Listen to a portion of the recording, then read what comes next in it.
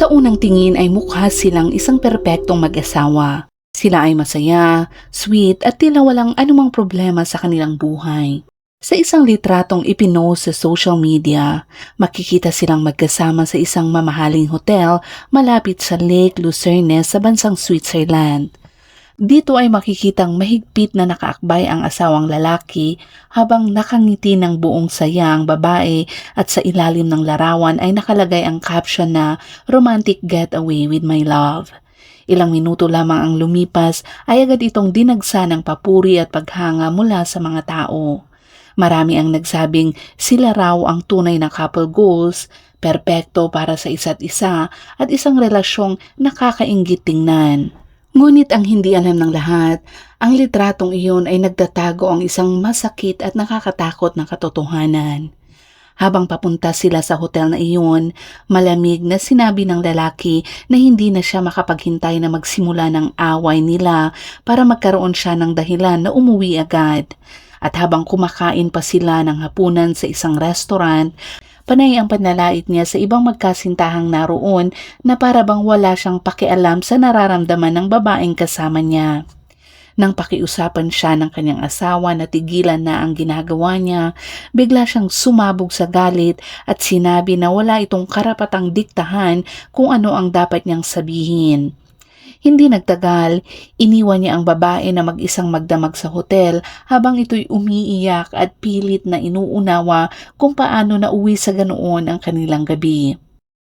At ang litratong hinangaan naman ng napakaraming tao sa social media ay kinabukasan pa pala iyon kinunan matapos gugulin ng babae ang kanyang buong gabi sa pag-iyak ng mag-isa. Ngayong araw, samahan niyo akong himay-himayin ang kwento ni Kristina Yaximovic. Siya ay isang babaeng kilala sa pagtuturo sa ibang kababaihan kung paano maging elegante, maging matapang at maging kumpiyansa sa runway habang sa totoo lang, siya mismo ay lihim na namumuhay sa takot sa likod ng saradong pinto. Ito ay isang kwento tungkol sa mga babalang senyales na madalas hindi napapansin ng mga tao at isang paalala na kung minsan ang mga relasyong mukhang pinakamasaya sa social media ay siya palang may pinakamadilim na tinatagong katotohanan. At sa huli, ang kasong ito ay nagtapos sa isang nakakakilabot na pangyayari noong 13 ng Pebrero taong 2024 sa isang tahimik na suburb sa Switzerland. At bago tayo magpatuloy, ay kung bago ka pa lamang dito sa ating channel, ay huwag mong kalimutang i-click ang subscribe button at pindutin na rin ang notification bell para lagi kang updated sa mga kasong tinatalakay natin dito.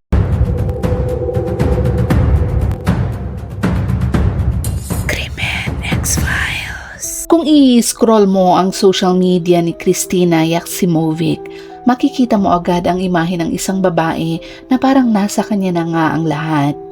Siya ay isang dating Miss Switzerland finalist, isang matagumpay na catwalk coach na nakapagsanay pa ng mga beauty queen kabilang si Dominique Rinderkent para sa Miss Universe 2013, isang Google recruiter at isang ina ng 2 magagandang anak na babae at siya ay isang asawa na naninirahan sa isang marangyang bahay sa Benningen, Switzerland. Ipinanganak siya noong 15 ng Abril 1985 sa Basel, Switzerland. Si Kristina ay may dugong Serbian at kilala sa kanyang kapansin-pansing ganda at walang tigil na ambisyon. Sa edad na 22, sumali na siya sa Miss Switzerland pageant at pagsapit ng kanyang 30s, nakabuo siya ng karera na parang nasa 2 mundo. Ang una ay ang glamour ng fashion at ang prestigyoso ng corporate world sa tech recruitment. Itinatag niya ang catwalk coach, ito'y kanyang sariling modeling agency at sa loob ng maraming taon ay tinuruan niya ang mga kabataang babae kung paano maglakad ng may lakas, kung paano kumuha ng atensyon at kung paano magpakita ng kumpiyansa kahit hindi niya nararamdaman ito sa kanyang sarili mismo. Ayon sa mga nakakakilala sa kanya, siya ay masigla, ambisyosa at tunay na nakatuon lamang sa pagbibigay lakas sa ibang kababaihan. Pero ang nakakalungkot na kabalintunaan, ang babaeng nagtuturo sa iba kung paano tumindig ng matatag at may kumpiyansa, siya mismo ay unti-unting lumiliit sa loob ng sarili niyang tahanan. Ang babaeng nagtuturo sa mga beauty queen kung paano sakupin ang entablado, ay siya mismo ay hindi niya magawang lumayo sa isang lalaking unti-unting sumisira sa kanyang buhay. May mga taong nananakit ang madalas pumipili ng mga babaeng matatagumpay at may kumpiyansa dahil para sa kanila, mas malaki ang pakiramdam nilang kontrol kapag unti-unti nilang binabagsak ang isang taong matatag na.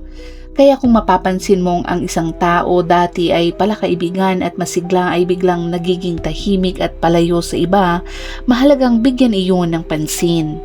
Unti-unting tumigil si Christina sa pagbabahagi ng totoong pinagdadaanan niya sa mga kaibigan at sa pamilya. Sa social media, lahat ng kanyang pinupost ay mukhang perpekto. Pero sa totoong buhay, unti-unti siyang humihiwalay sa iba at kinokontrol ng kanyang asawa. Ang asawa ni Christina ay mukhang perpektong lalaki sa mata ng lahat. Galing siya sa mayaman at makapangyarihang pamilya sa Switzerland. Isa siyang matagumpay na negosyante na may sariling consulting firm. Sa kanyang LinkedIn profile, ipinagmamalaki niya ang pagiging ama ng 2 anak na babae at nagboboluntaryo pa siya sa isang lokal na scout group. Sa paningin ng lahat, siya ay isang ideal family man. Nagpakasal sila ni Christina noong Agosto 2017. Nagkaroon sila ng unang anak noong 2020 at pangalawang anak naman noong 2021. Sa mga bisitang nakapasok sa kanilang magarang bahay sa Benningen, tila ito ay isang fairy tale. Sila ay isang power couple na may masasayang anak at perpektong buhay. Pero ang pamilya ni Christina ay may nararamdaman ng hindi tama mula pa sa simula. Napansin nila na habang si Christina ay masigla, laging nakangiti at puno ng buhay, ang partner naman niya ay kabaliktaran. Madalas tahimik, mapanuri at may ugaling arugante. Para bang ang tingin niya sa iba ay mas mababa sa kanila. Pero si Christina ay umiibig at naniniwala siyang maaayos din ang lahat. Sa psychology, tinawag itong public persona versus private reality split. Maraming abusado ang eksperto sa pagpapakita ng ibang imahe sa publiko. Ito ay kaaya-aya, matagumpay at kaibigan ng lahat. Pero sa loob ng kanilang sariling bahay, sila ay kontrolado, mapanira at napakalupit. Kaya madalas hindi agad naniniwala ang iba na ang isang mabait sa paningin ay maaaring may itinatagong abuso. At iyon mismo ang pinakikinabangan ng ganitong klaseng tao. Para mas maintindihan ang nangyari kay Christina, kailangang maunawaan muna natin ang pattern ng abuso na kadalasang hindi agad napapansin. Ito ay ang coercive control. Hindi ito tulad ng pisikal na pananakit na may nakikitang marka. Ang coercive control ay isang uri ng psychological warfare at ito'y isang paulit-ulit na pattern ng pag-uugali na layuning kontrolin, ihiwalay at takutin ang kapareha.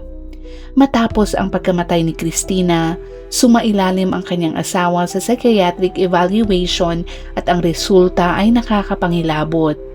Ayon sa mga eksperto, nagpakita siya ng sadistic at sociopathic traits. Mababa ang kanyang empathy at emotional intelligence. Kaya niyang kumilos ng malamig at kalkulado. May mababa ring tolerance sa frustration at mahinang impulse control at ito'y mga katangiang madalas makita sa mga taong nagiging marahas. Pero ang mas delikado pa dito sa mga taong may coercive control ay madalas ang ganitong tao ay sobrang talino at bihasa sa pagmamanipula.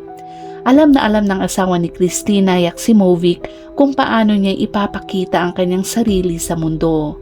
Gumagawa siya ng imahe ng perpektong ama, matagumpay na negosyante at aktibong volunteer sa komunidad. Pero sa loob ng kanilang bahay, unti-unti niyang sinisira ang kanyang asawa sa sistematikong paraan. Ang mga taktika ng coercive control ay kinabibilangan ng paghihiwalay kung saan unti-unting inaalis ang biktima sa mga kaibigan niya at kanyang pamilya. Sa kaso ni Christina, unti-unti siyang tumigil sa pagbabahagi ng tunay niyang sitwasyon sa ibang tao. Kinokontrol din siya ng kanyang asawa kung saan siya pupunta, sino ang kanyang makakasama at kung kahit na ano ang kanyang isuot. Napansin ng mga kaibigan niya na sobrang kontrolado rin nito ang mga aktibidad at itsura ng kanilang mga anak na babae. Ang asawa ni Christina ay mapanlait at mapagpahiya rin. Pinaparamdam din niya sa kanya na wala siyang halaga. Ang nangyari sa hotel malapit sa Lake Lucerne kung saan pinahiya niya ang ibang tao at iniwan si Christina ng mag-isa ay isang malinaw na halimbawa ng ganitong uri ng pagwasak ng dignidad. Kasama rin ang mga banta kung saan pinaparamdam sa biktima na may masamang mangyayari kapag hindi sila sumunod o kapag umalis sila. Noong Hulyo 2023, matapos tumawag si Christina sa pulis, sinabi sa kanya ng kanyang asawa na kapag tumawag pa ito ng pulis ay makikita daw niya kung anong mangyayari sa kanya. Sa coercive control, kapag ang biktima ay tuluyang kumikilos na, tumatawag sa pulis, nagsasabi sa pamilya o kumukonsulta sa abogado, madalas lalo pang tumitindi ang pagbabanta ng abusado. Ito ang isa sa pinakadelikadong yugto ng sitwasyon. At matapos ngang tumawag si Christina sa mga otoridad, siya ay binantaan at ito isang napakalaking senyalis ng posibleng mas malalang karahasan. Mas lalong nakakalungkot dahil ang asawa ni Christina ay may dokumentadong kasaysayan na ng karahasan sa mga naging kapareha niya noon pa bago pa man niya nakilala si Christina. Sa investigasyon, lumabas ang isang dating kasintahan na nagbigay ng testigo. Ang kanyang kwento ay nakapanlulumong pakinggan. Ibinunyag niya na ilang beses siyang sinaktan ng lalaki habang sila ay magkasama. Sa isang insidente daw, sinagasaan daw ng asawa ni Christina ang paa niya gamit ang kotse at pagkatapos ay binantaan siyang itatapon palabas ng umaandarang na sasakyan. Sa isa pang pagkakataon, hinawakan daw siya sa buhok at ibinangga ang ulo niya sa dashboard ng kotse. Ayon pa sa kanya, nakatakas lang daw siya sa relasyon noong Abril 2016, mahigit isang taon bago ikasal si Christina sa kanya. Ipinakita ng testimonyang ito ang isang mahalagang katotohanan. Hindi ito bagong ugali ng lalaki. Hindi ito bigla ang pagbabago ng tao. Isa itong paulit-ulit na pattern ng karahasan na napasok ni Christina nang hindi niya alam. Ayon sa mga pag-aaral pa, bihira na sa isang tao na abusado ang isang beses lang maging abusado sa isang relasyon. Kung ito ay may kasaysayan ng karahasan sa nakaraan, mataas ang posibilidad na paulit-ulit na ito. Sa buong taon ng 2023, patuloy na nagpo-post si Christina ng magagandang larawan ng kanyang pamilya sa Instagram, kanilang mga bakasyon, nakangiting mga anak, at mga simpleng masayang sandali sa kanilang bahay. Sa paningin ng kanyang mga followers, mukhang perpekto na nga ang lahat. Pero sa likod ng kanilang mga ngiti sa social media, unti-unti nang nagbubukas si Christina sa ilang kaibigan. Sinabi niya na matapos manganak, lumala daw ang kanilang relasyon. Ibinahagi ni Christina Yaximovic na ang kanyang asawa ay naging malayo, tahimik at emosyonal na hindi na daw maabot. Sinabi rin niya na nagsimula itong gumamit ng ipinagbabawal na substance at alak at 2 beses pa niyang nahuli ito na naninigarilyo ng marijuana sa kanilang basement. Noong 14 ng Hulyo 2023, bigla daw sumabog sa publiko ang kanilang matagal nang tinatago na problema. Tinawag ang pulis sa kanilang bahay dahil sa isang insidente ng karahasan sa loob ng pamilya. Sa gitna ng kanilang pagtatalo, ayon sa testimonya, hinawakan ng asawa ni Christina ang kanyang leeg at ibinagsak ang ulo niya sa pader. Ito ay strangulation o pagsakal na isa sa pinakamalakas na senyales ng posibleng susunod na nakamamatay na karahasan sa mga kaso ng domestic abuse. Sinubukan ng mag-asawa ang therapy pero hindi ito sineryoso ng asawa ni Christina. Madalas siyang umaalis ng maaga sa session o kaya hindi na talaga sumisipot.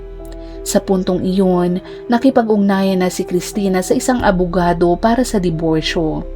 Binalaan din siya ng mga kaibigan na maging labis na maingat, lalo na dahil sa karahasan ng lalaki at sa impluwensya ng kanyang pamilya at yaman.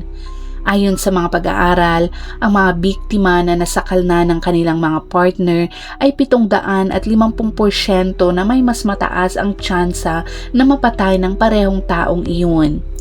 Ang strangulation ay hindi lang simpleng karahasan. Isa itong malinaw na babala ng posibleng pagpatay. Kapag ang abusado ay nagsimulang gumamit ng alak o droga, mas lalo pang tumataas ang panganib ng matinding karahasan. Ang alkohol at droga ay nagpapababa ng kontrol sa sarili at nagpapahina din ito ng tamang pagdedesisyon, kaya mas nagiging posible ang nakamamatay na pagkilos nila. Napansin ito ni Christina pero hindi niya lubos na nauunawaan kung gaano na ito kalala. May isang masakit na katotohanan na alam ng mga eksperto sa domestic violence. Ang pinakamapanganib na yugto para sa isang biktima ay kapag sinusubukan na niyang umalis. Ayon sa mga datos, tumataas ng 75% ang tsansa ng homicide kapag ang biktima ay nagtangkang umalis sa abusadong relasyon. Pagsapit naman ng unang bahagi ng 2024, nasa ganitong kritikal na punto na si Christina. Nakipag-ugnayan na siya sa abogado tungkol sa kanilang diborsyo. Tumawag na rin siya ng mga pulis matapos siyang saktan ng kanyang asawa. Unti-unti na rin siyang gumagawa ng mga plano para siya ay makalayo. Para sa isang taong may coercive control tendencies tulad ng kanyang asawa, ito ang pinakamalaking pagkawala ng kontrol na hindi niya kayang tanggapin.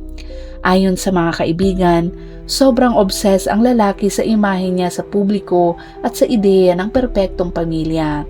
Para sa kanya, parang proyekto ang kanyang mga anak na babae, kontrolado ang mga ginagawa at pati ang suot nila. Sa kanyang LinkedIn profile, proud pa niyang nilalagay na siya ay kanilang ama. Para sa kanya, ang isang diborsyo ay sisira sa maingat niyang binubuong imahe.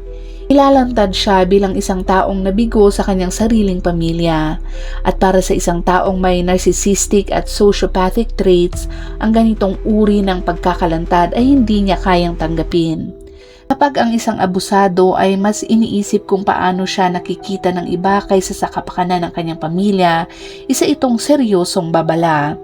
At kapag ang tingin niya sa asawa at mga anak ay parang pag-aari o extension ng kanyang sarili, sa halip na mga individual na may sariling buhay, mas mataas ang posibilidad na mauwi ito sa karahasan kapag nasira ang imaheng iyon. Kaya naman, noong Pebrero 2024, napansin ng mga magulang ni Christina ang isang nakakabahalang sitwasyon. Hindi na nila makontak ang kanilang anak. Ilang araw nang walang sagot sa tawag at mensahe. Hindi ito normal para kay Christina na kilala nilang sobrang malapit sa kanyang pamilya at palaging may komunikasyon sa kanila. Ang mas lalong nakababahala pa para sa pamilya ni Christina ay tumawag ang preschool kung saan pumapasok ang mga anak ni Christina at sinabing hindi daw nasundo ang kanyang mga anak. Nang kontakin ng kanyang ama ang kanyang manugang, ang sagot ay nakakagulat na kalmado. Sinabi nito na minsan daw ay bigla na lang nawawala si Christina, umaalis ng bahay nang hindi sinasabi kung saan pupunta. Para bang isa lang itong normal na pag-alis, pero alam ng pamilya ni Christina na kasinungalingan lang lahat ng ito at hindi pa ito nangyayari kahit kailan. Ang mas lalong nagpalala pa ng kanilang pag-aalala ay ang tila kawalan ng emosyon ng asawa ni Christina. Nawawala na ang kanyang asawa pero tila wala itong pakialam. Para sa kanila, kapag nawawala ang asawa ng isang tao at wala man lang silang ipinapakitang pag-aalala, dapat na itong maging malinaw na babala. Dahil ang isang normal na tao ay magpapanik, tatawag sa mga ospital, hahanap ng mga kaibigan at agad nakokontak sa pulis. Ang kawalan ng ganitong inaasahang emosyon ay isang malaking senyales na may seryosong mali. Kaya naman, noong ika-13 ng Pebrero 2024, muling bumisita ang ama ni Christina Yaximovic sa kanilang bahay. Ilang oras din siyang nanatili roon. Kumain pa siya kasama ang kanyang mga apo habang patuloy na sinasabi ng kanyang manugang na wala siyang alam kung nasaan si Christina. Pero bago siya umalis, may kung anong nagtulak sa kanya na pumunta sa isang shed malapit sa bahay ng kanyang anak. Maaaring instinct o maaaring sa desperasyon. Sa isang sulok, nakita niya ang isang garbage bag at nang tingnan niya ito, gumuho ang kanyang mundo. Dito ay nakita niya ang labi ng kanyang minamahal na anak. Sa matinding sigaw ng takot at sakit, tumakbo siya palabas sa kalsada, pinahinto ang unang sasakyang dumaan at tumawag siya ng pulis. Bandang 8:30 ng gabi, dumating ang mga pulis sa Binningen, Switzerland. Dito ay natagpuan nila ang isang bangkay sa loob ng bahay na pinaghihinalaan ang isang marahas na krimen na nangyari at inaresto ang asawa ni Christina sa mismong lugar.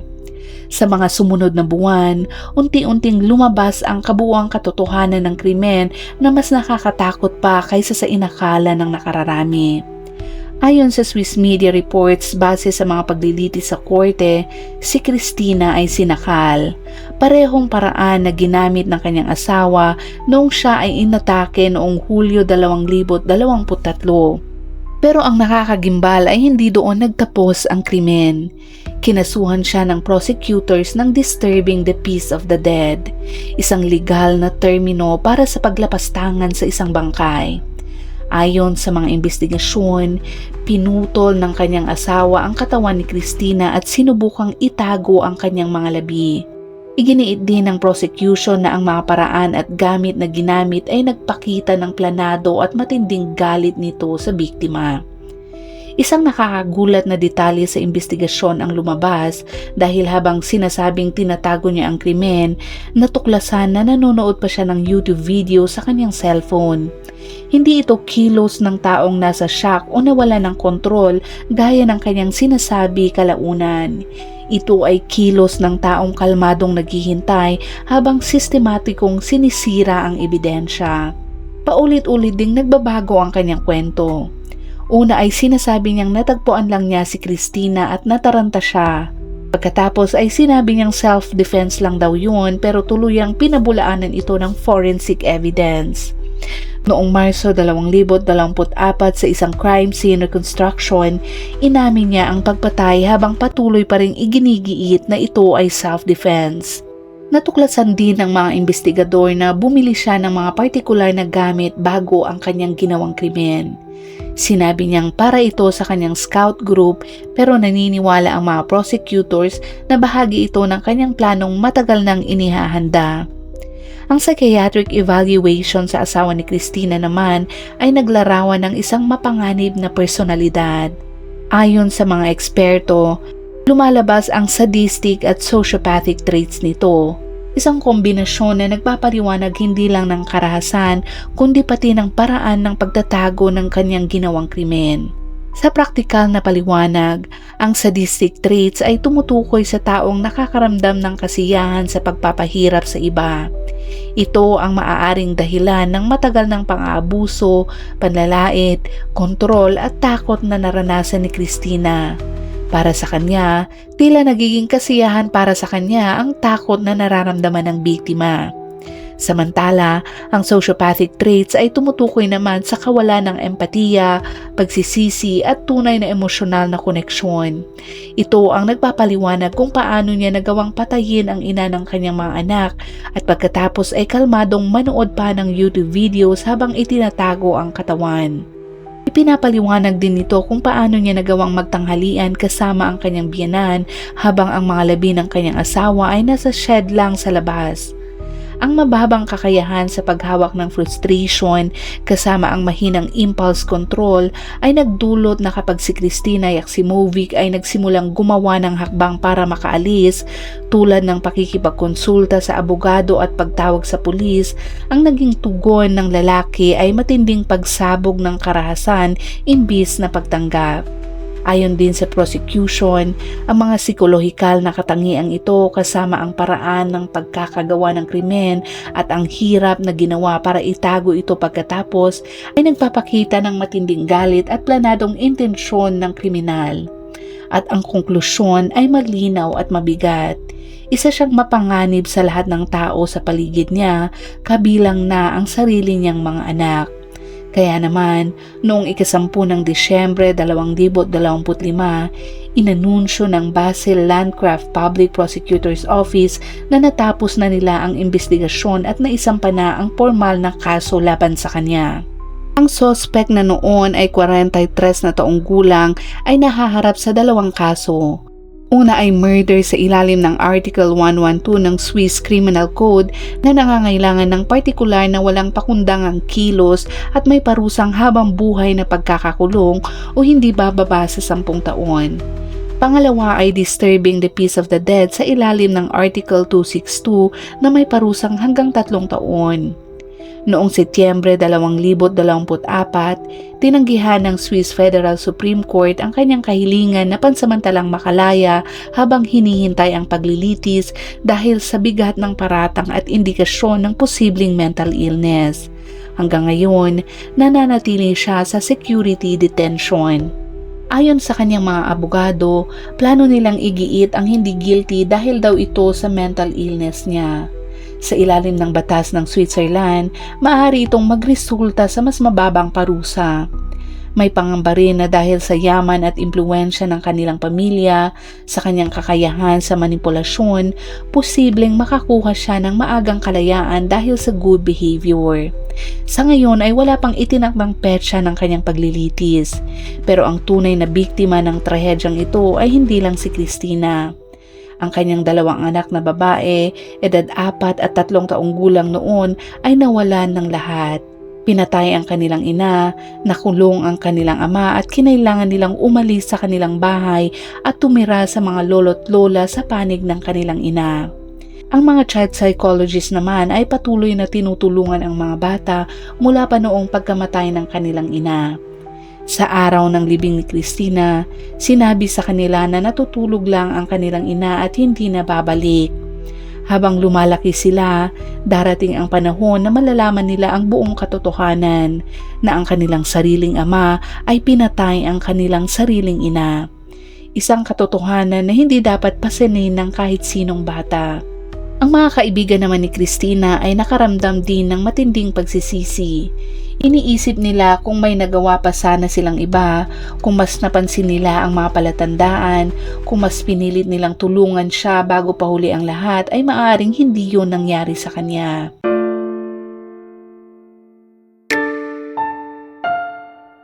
At dyan nagtatapos ang kasong tinalakay natin ngayon. Ito hindi lamang kwento ng karahasan o krimen, kundi ito ay nagsisilbing babala para sa atin. Kung may napapansin kang ganitong mga senyales sa sarili mong relasyon o sa taong malapit sa iyo, mahalagang kumilos agad. Huwag maghintay, huwag isipin na kusa lang itong gaganda at huwag basta maniniwala sa nakikita sa social media. Dahil kadalasan, ang pinakamapanganib na yugto ay kapag sinusubukan ng umalis ang biktima. Pero hindi rin ibig sabihin na mas ligtas ang manatili dahil madalas doon lang napapahaba ang paglala ng sitwasyon. At gaya ng dati, kung umabot ka sa dulo ng videong ito ay i-comment mo naman sa ibaba kung ano ang iyong saloobin sa kasong tinalakay natin ngayon. Ilagay mo na rin kung anong oras at saan mo ito napanood para naman alam namin kung saan umabot ang videong ito. Hanggang sa muli at palaging mag-iingat.